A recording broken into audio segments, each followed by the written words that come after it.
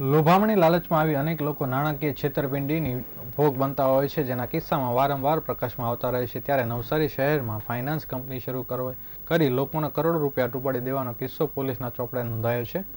હાલ પોલીસે ફાઇનાન્સ કંપનીના સંચાલક સહિત 4ની ધરપકડ કરી આગળની કાર્યવાહી હાથ ધરી છે. નવસારી શહેરમાં થોડા વર્ષ પૂર્વે પદ્માવતી ફિનવેલ્સ નિધિ લિમિટેડ નામની કંપની શરૂઆત કલ્પેશ કોઠારી નામના ભેજાબાજે કરી છે. બેંક કરતાં વધુ વ્યાજદર આપવાની જાહેરાત કરી ભેજાબાજોએ લોકો પાસે થાપણ લેવાની શરૂઆત કરી હતી.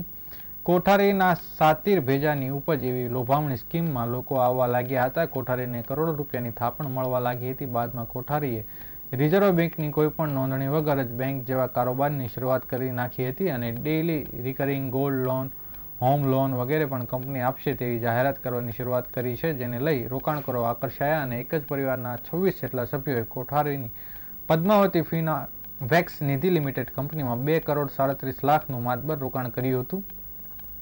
આ રોકાણકારોને કંપનીના શેર આપી ભાગીદાર બનાવવાની પણ લાલચ કોઠારીએ આપી હતી, પરંતુ સમય જતાં રોકાણકારોએ પાકતી મુદત પ્રમાણે મૂળ કોઠારીને તેનો મૂળ રંગ બતાવ્યો હતો.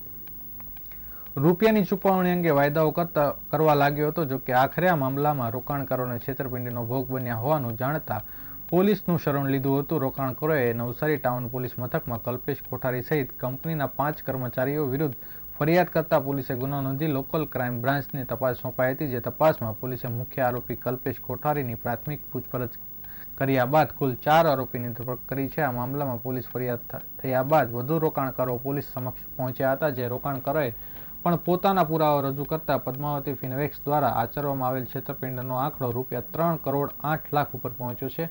હાલ પોલીસે અન્ય 2 આરોપીઓને ઝડપી પાડવા ચક્રો ગતિમાન કરી આગળની કાર્યવાહી હાથ ધરી છે.